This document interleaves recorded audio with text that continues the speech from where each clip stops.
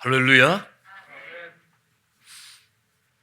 저희들 함께 봉독하실 하나님 말씀 디모데전서 6장 10절로 12절 말씀.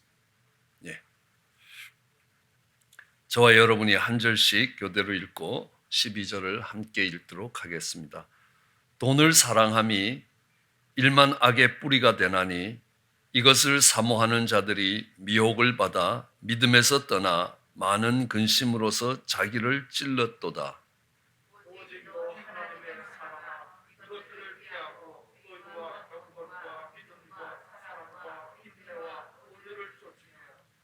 함께 봉독하시겠습니다. 믿음의 선한 싸움을 싸우라. 영생을 취하라. 이를 위하여 내가 부르심을 입었고 많은 증인들 앞에서 선한 증거를 증거하였도다.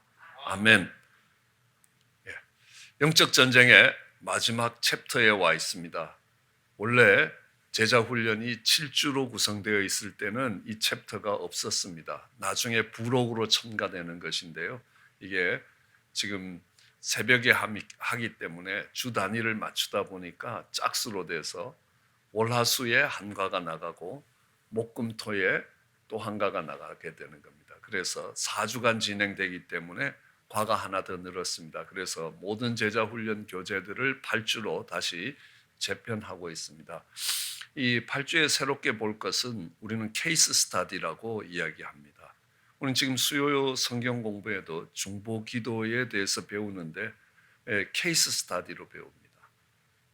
실제로 중보 기도가 성경에서 나타나는 케이스와 케이스들 속에 우리가 배우고 알고 있던 것들이 어떻게 녹아나 있는가, 정말 그것들이 어떻게 적용되어서 그것이 중보 기도로 나타나는가라는 것들을 배우고 있습니다. 영적 전쟁에도 마찬가지입니다. 그러니까 이 영적 전쟁, 성경에 나오는 전쟁과 전쟁들을 쭉 살펴보면서 우리는 이 전쟁에서 실제로 우리가 살아갈 때 필요한 케이스들, 그리고 실제 이 전쟁의 원리들이, 지금까지 배운 것이 원리들이라면 한 전쟁에 어떻게 이것이 설명되고 있고 어떻게 상호작용을 하고 있는가라는 것들을 배워갈 필요가 있다는 것입니다. 그럼 저는 경영학을 공부했는데 경영학에서 가장 좋은 대학을 꼽으라라고 이야기하면 하버드 비즈니스 스쿨을 꼽고 있습니다. 그래서 여러분 하버드 비즈니스에서는 하버드 비즈니스 리뷰라는 이 전문 잡지가, 경영학에 관한 잡지들이 계속 나오고 있는데, 하버드대가 이 경영학을 공부하는 사람들에게 하는 방법이 케이스 스터디라는 겁니다. 원리는 당신이 집에서 공부하라는 겁니다.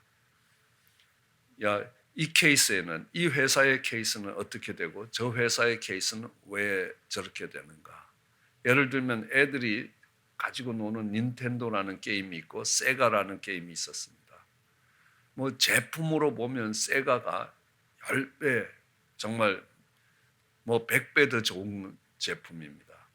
그러니까 닌텐도가, 그러니까 8비트를 사용할 때 세가는 16비트를 사용했다. 뭐 조금 어려운 말이긴 하지만 데이터를 실어 나눌 때 닌텐도가 차선이 8개인데다가 차를 움직이면서 데이터를 실어 나눈다고 하면 이게 세가는 16차선의 차들이 움직이면서 실어 나누는 겁니다. 그러니까 이게 2배가 아니라는 겁니다. 몇십 배가 될 수 있다는 겁니다.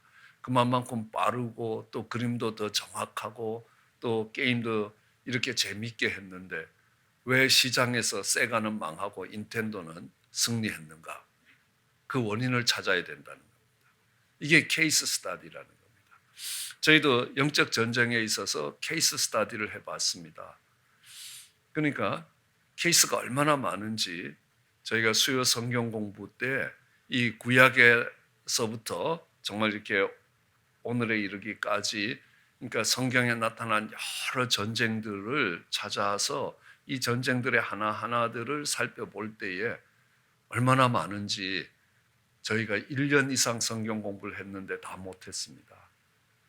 그래서 1년 했던 것들을 하나로 줄이는데, 오늘 이 여호와의 구속 전쟁, 특별히 이렇게 구약 성경에 나타나 있는 구속 전쟁들을 살펴보면 실제 전쟁이니까요. 신약은 이게 영적인 영역에서 일어나는 보이지 않는 영역에 일어나서 설명을 합니다.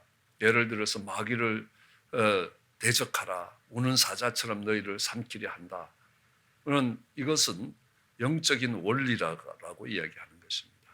그렇지만 실제로 다윗과 골리앗이 싸우는 걸 보면 우리의 영적 싸움이 어떻게 움직여져 가야 되는가 그 속에서 많은 원리들을 배울 수 있게 되는 것입니다.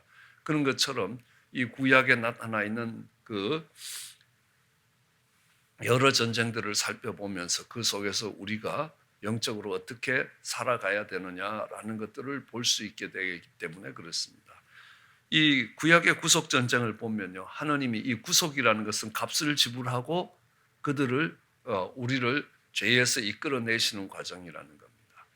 그러니까 저도 처음에는 구속은 이렇게 수갑 차고 감옥 가는 줄 알고 성경을 읽었는데 앞만 봐도 그런 뜻이 아닙니다. 문맥의 앞뒤를 봐도 나중에 보니까 리딤이라고 이야기해서 값을 지불하고 십자가에서 예수님이 보혈을 흘려신 대가로 우리가 구원을 받았다라는 겁니다.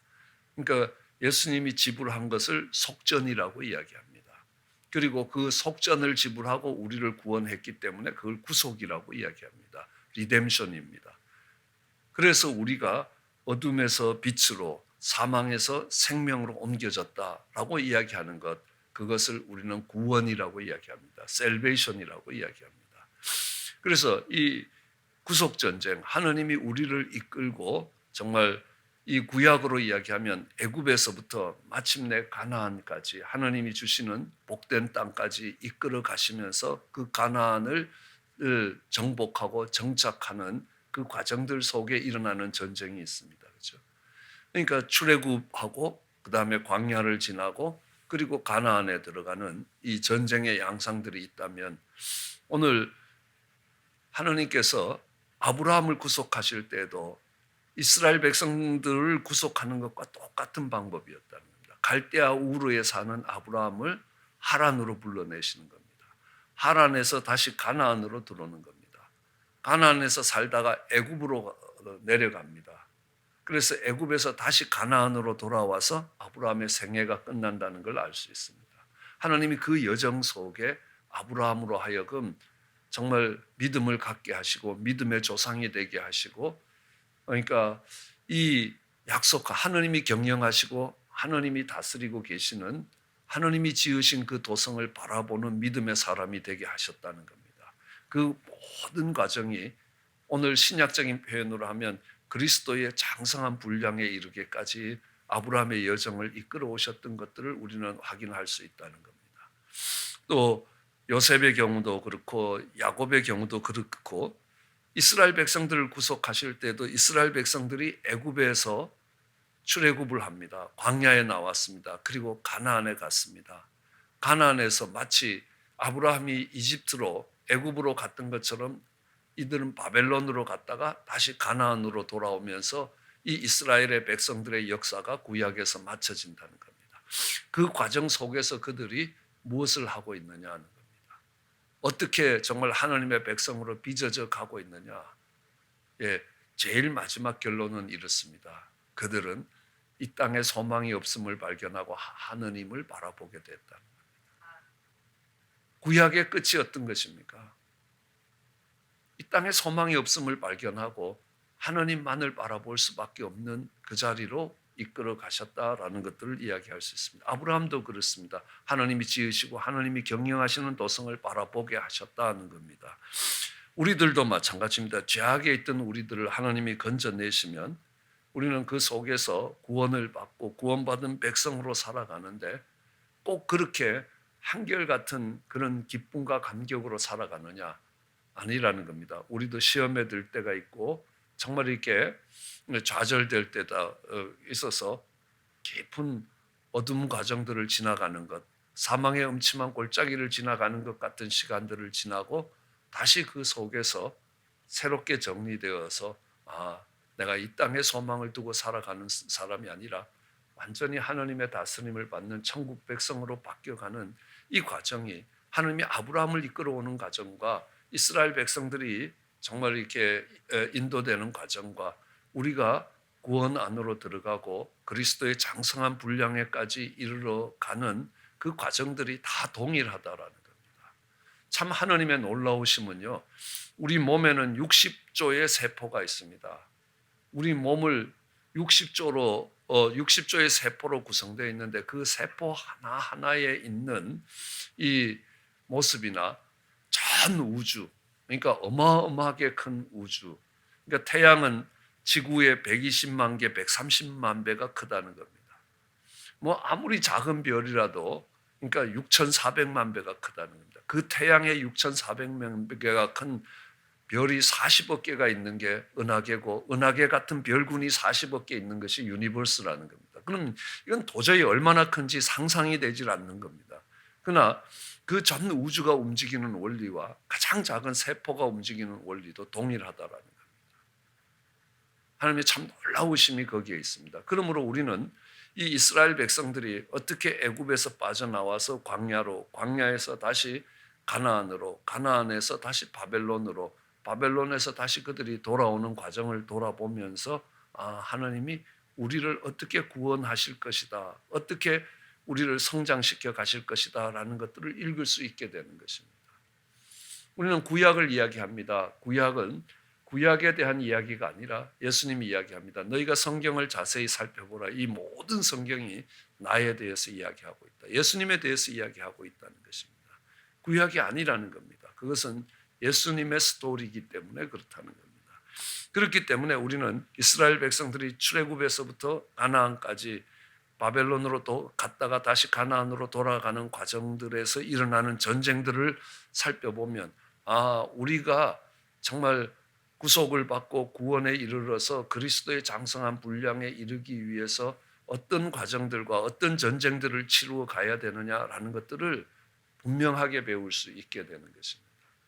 그래서 크게 이 전쟁들을 세 가지로 나눕니다. 출애굽, 애굽을 벗어나는 죄악의 땅을 벗어나서 구원받는 과정이라는 겁니다. 그리고 광야를 지나가는 훈련의 과정입니다. 그 다음에 약속의 땅에 들어가서 하나님이 예비하시고 하나님이 준비하신 축복을 받고 누리는 과정이라는 겁니다. 우리는 이 세 개의 과정이 똑같이 또 세 개로 나누어지는 걸 봅니다. 출애굽 전쟁도 하나님이 모세를 준비하는 과정과 그리고 모세와 바로가 전쟁을 하는 충돌하는 과정과 정말 그들이 애굽을 떠나오는 홍해 앞에서의 홍해 전투가 있다는 겁니다. 그리고 광야에 나와도 이 광야 전쟁은 크게 세 가지로 나눌 수 있습니다. 정말 점점 내려가는 광야길이 있습니다. 이것은 내려가는 길이라고는 하지만 사실 죄악을 벗어가는 과정이라는 겁니다. 그럼 출애굽은 이스라엘 백성들이 애굽 땅에서 빠져나오면서 출애굽이 끝난 게 아니라는 겁니다. 출애굽은 이스라엘 백성들이 홍해를 건너서 광야로 나와서 시내산에 가서 성막을 완공하는 데까지 출애굽이라는 겁니다. 오히려 광야로 나와서 성막을 완성하는 데까지 훨씬 더 많은 챕터가 기록되어 있습니다. 이스라엘 백성들이 홍해까지 오는 데는 1장에서부터 12장까지입니다. 그렇지만 홍해를 건너는 13장을 지나서 14장부터 40장까지는 다 광야 생활을 이야기하는 겁니다. 그건 우리에게 뭘 가르치냐 하면 이스라엘 백성들이 이집트에서 빠져나오는 것, 이 과정은 생각보다 쉽다는 겁니다. 그렇게 쉬운 건 아니지만요. 그걸 영어로 하면 이스라엘을 이집트에서 끄집어냈다. 그래서 이스라엘 out of Egypt, 이집트로부터 이스라엘을 끄집어내는 과정이 출애굽의 한 과정이라면 그 다음에는 이스라엘 안에 있는 이집트를 끄집어내는 과정은 더 힘들고 더 오래 걸렸다는 겁니다. 그러니까 이집트를 끄집어내는데 out of 이스라엘 백성들 속에 있는 이집트식 사고방식, 종의 사고방식이라는 겁니다. 주인의 사고방식이 아니라 종의 근성을 뽑아내는데 오래 걸렸다는 겁니다. 종들은요, 좋은 일 있으면 할렐루야 하고 싫은 일 있으면 원망하고 불평하는 겁니다. 주인은 다르게 산다는 겁니다. 그래서 이 이스라엘 백성들 속에 있는 종의 근성을 뽑아내는데 종은 잘하면 상 받고 못하면 벌 받는다는 겁니다. 근데 하나님의 자녀들은 그렇지 않다는 겁니다. 은혜로 살아간다는 겁니다. 그 은혜를 배우고 하나님의 긍휼과 자비를 배우고 그래서 이집트에서 살았던 종살이 할 때에 살았던 그 삶의 방식과 그 사고 방식을 뽑아내는데 오랜 시간이 걸렸다는 겁니다. 그래서 그래서 내려가는 전쟁, 그러니까 이집트식 사고 방식과 생활 방식을 뽑아내는 전쟁이라면 이제는 약속의 땅을 향하여 전진하는 이 민수기가 시작된다는 겁니다. 근데 이 이스라엘 백성들이 약속의 땅 앞에서 정말 두려움과 좌절과 절망으로 하나님에 대한 신뢰를 포기함으로 인하여 그들이 광야를 이제 떠돌아다니게 되는 겁니다. 내려가는 과정과 올라가는 과정과 돌아가는 과정 속에서 그들이 겪어야 되는 전쟁들이 있다는 것입니다. 그리고 이제 가나안에 들어갑니다. 이 가나안 전쟁도 크게 세 가지로 나눌 수 있습니다.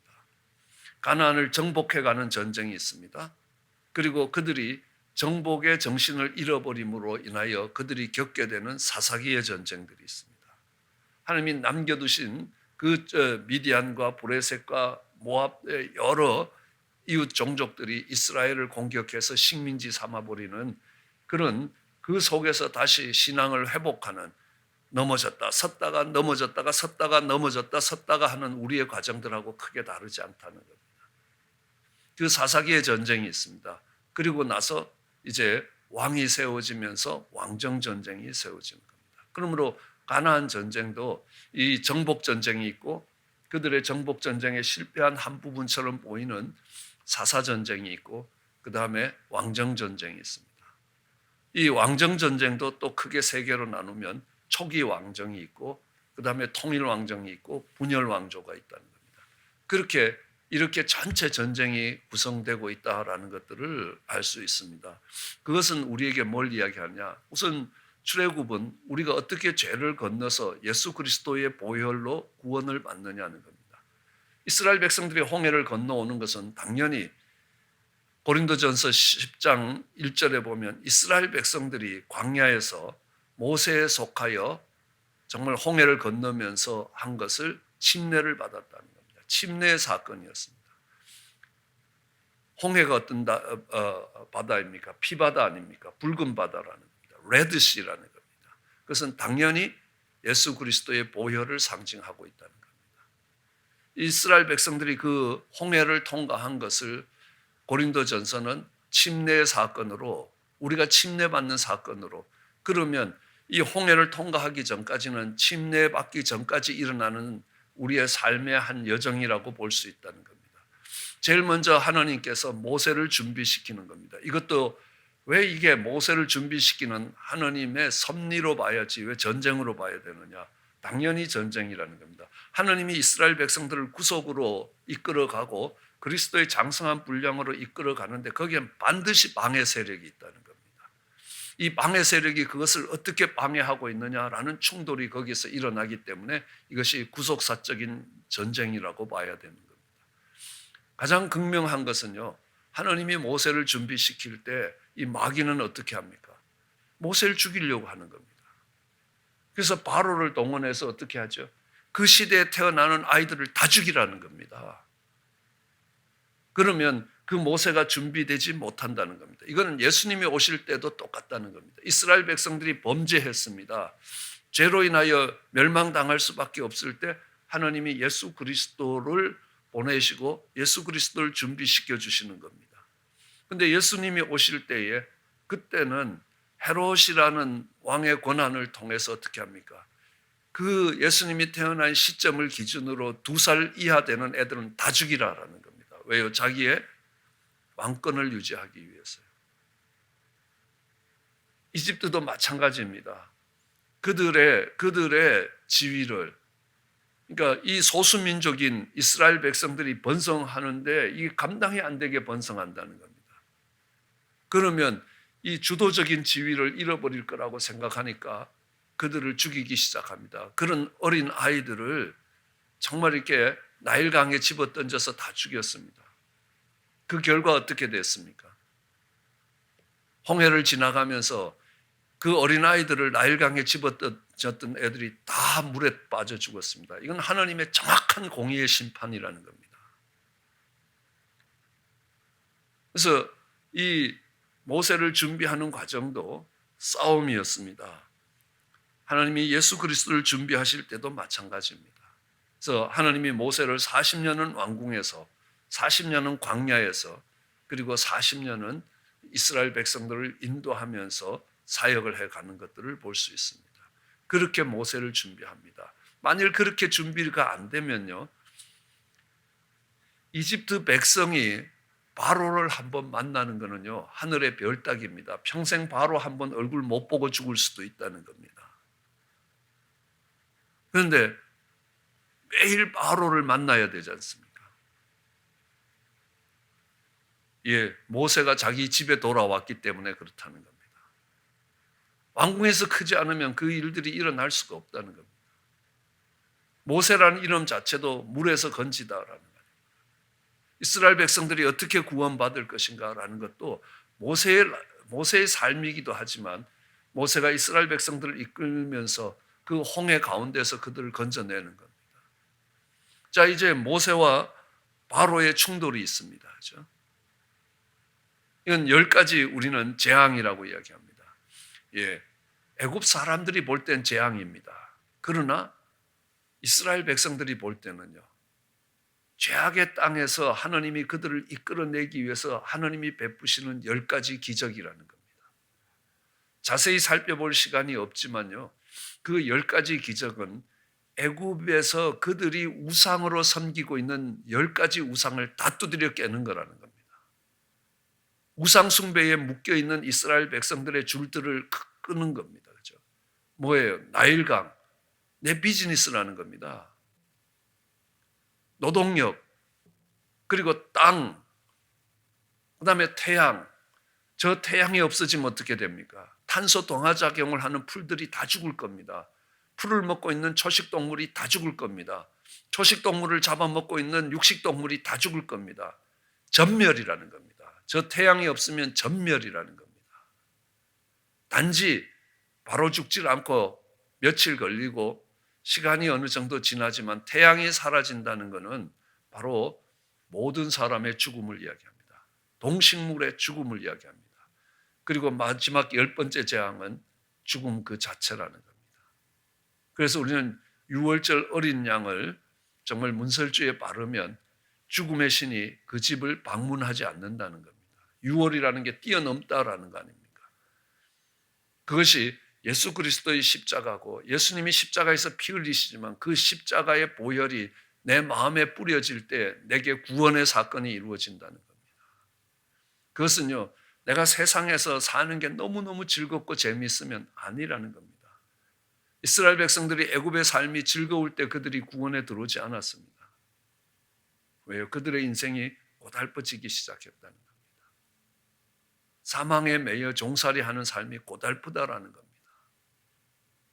그랬을 때에 정말 그 모세와 바로의 충돌이 있습니다. 하나님이 그 10가지 재앙들을 어떤 순서로 어떻게 이것들을 끊어가셨는가, 우리 삶 속에서 하나하나 의뢰하는 것들을 끊고 하나님만을 찾게끔 이끌어 오시는 것이라는 겁니다. 그런 과정이 없으면요, 우리는요, 내가 예수 믿었다 하고 자랑할 거라는 겁니다. 하나님이 정말 모세를 통해서 우리를 구원으로 이끌어 오셨다는 겁니다. 이스라엘 백성들 한 거요? 원망하고 불평한 것밖에 없더라는 겁니다. 오늘 여러분들이 이 자리에 있는 거는 정말 모세와 같이 하나님이 누군가를 보내시고 누군가를 통해서 일하셨기 때문에 이 자리에 온다는 겁니다. 그 구원의 과정을 통해서 하나님의 하나님 되심이 드러나고 이스라엘 백성들은 하나님에 대한 믿음이 생겨나기 시작하는 겁니다. 그리고 우상들이 무력화된다는 겁니다. 그리고 하나님이 430년 만에 내가 너희를 돌아오게 하겠다라는 언약이 실현되는 것들을 보게 되는 겁니다. 그렇죠? 나중에 이 계시록에서 일어나는 전쟁을 살펴보면 이 계시록도 출애굽 전쟁과 매우 유사하다는 것들을 알 수 있습니다. 7번째 재앙이 시작될 때쯤 되면 이스라엘 백성들과 애굽 백성들을 구별하기 시작합니다. 마찬가지로 이 계시록도 동일한 모습들을 볼 수 있게 됩니다. 그러므로 이 출애굽 전쟁은 분명히 영적 전쟁의 모형이라는 것들을 알 수 있게 될 것입니다. 그리고 출애굽의 전쟁은 영적 전쟁의 모형일 뿐만 아니라 선교의 모형이다. 정말 죄악으로 인하여 그들은 스스로 일어나서 하나님께 올 수 있는 힘이 없다는 겁니다. 그때 하나님께서 모세를 보내시는 것처럼 정말 예수 그리스도의 보혈로 깨끗함을 입고 정말 하나님이 의롭다 하시고 구원받은 그 백성을 알지 못하는, 정말 하나님과의 관계가 끊어져서 스스로 그 죄의 길에서 나올 수 없는 사람들에게 하나님이 모세를 준비시키듯이 우리를 준비시켜서 그들로 구원으로 나올 수 있도록 인도하게끔 하시는 것이라는 겁니다. 그러므로 이 출애굽기는 우리가 구원받는 과정이기도 하지만, 구원받아야 될 사람들이 구원받는 과정이라면 그 속에서 모세가 감당했던 역할들을 우리가 감당해 주기를 원하시는 하나님의 마음도 담겨 있습니다. 그게 전도고 그게 선교의 모형이 되기도 한다는 것입니다. 그리고 이제 그들이 홍해를 건너서 약속의 땅을 향해 나가게 되는 것입니다. 하나님이 그 북쪽으로 올라가면요, 조금 더 홍해에서 조금만 더 북쪽으로, 아니 오히려 그들이 살았던 고센 땅에서 바로 전진하면 홍해를 건너지 아니하고 정말 약속의 땅으로 갈 수 있습니다. 육지길로 갈 수 있다는 겁니다. 그 길이 열려 있었습니다. 그런데 하나님이 굳이 그들을, 고센에 살던 그들을 끌어내려 갖고 홍해를 건너서 더욱더 내려가게 만드셨다는 겁니다. 왜 하나님이 그들을 굳이 홍해를 건너게 하고 그 홍해 앞에서의 전쟁이 어떻게 되냐는 겁니다. 애국 군대가 정말 총동원해 갖고 600승의 병거와 정말 이 군인들을 다 동원해서 이스라엘을 따라왔습니다. 우리가 구원받으려 할 때에, 누군가가 구원으로 나오게 될 때 마지막 순간까지 이 악한 영이 아주 발악을 한다는 겁니다. 총공세를 퍼뜨린다는 겁니다. 그러면 당연히 우리 속에 생겨나는 것은 뭡니까? 야, 이러다가 큰일 나겠다 하는 불안과 두려움이 온다는 겁니다. 그 속에서 정말 불안과 두려움에 떨던 그들이었고, 그러니까 모세가 하나님께 기도합니다. 하나님이 이야기합니다. 정말 그 하나님의 지팡이를 들고 홍해를 가르키라. 그 전에 이스라엘 백성들을 전진시키라는 겁니다. 홍해를 갈라놓고 전진한 게 아니라는 겁니다. 이스라엘 백성들이 전진하기 시작하자 홍해가 갈라진 것입니다. 요단을 건널 때는 더 했습니다. 이스라엘 백성들의 발이 요단에 닿을 때 요단이 갈라졌습니다. 홍해는 이스라엘 백성들이 홍해를 향해 나갈 때 홍해가 갈라졌다는 겁니다. 아, 마지막 믿음의 싸움은 그런 것이라는 겁니다. 믿음은 결코 하나님이 역사하시면 그걸 보고 가는 거 아니라는 겁니다. 믿음은 동시적 역사라는 겁니다. 내가 하나님을 믿고 발걸음을 내디디면 거기에 하나님의 역사가 거기에 와 있는 것이라는 겁니다. 그리고 그것을 통하여 정말 그 대적의 세력들이 무너지는 것들을 보게 되는 겁니다. 그것이 홍해 전쟁입니다. 홍해에서 어떻게 그들이 애국 군대를 정말 두려워하지 않고 건널 수 있느냐는 겁니다. 우리는 두려움에 잡혀 있을 수 있습니다. 유월절도 마찬가지입니다. 어린 양의 피가 뿌려지지만요, 정말 죽음의 사자가 각 집을 방문할 때에 두려움 속에서 그 보혈이 뿌려진, 어린 양의 피가 뿌려진 문설주 뒤에 있을 수도 있고, 담대하게 하나님이 약속하셨으니, 약속을 믿는 사람들은 그 어린 양의 보혈을 뿌려놓고 평안을 가질 수 있는 것입니다. 홍해를 바라볼 때도 모세도 이 홍해를 어떻게 건너야 될지 몰랐다는 겁니다. 그런데 모세가 분명히 알았던 게 있습니다. 내가 80년 동안 내 인생을 이끌어 오신 하나님께서 여기가 끝이 아니라는 건 알았습니다.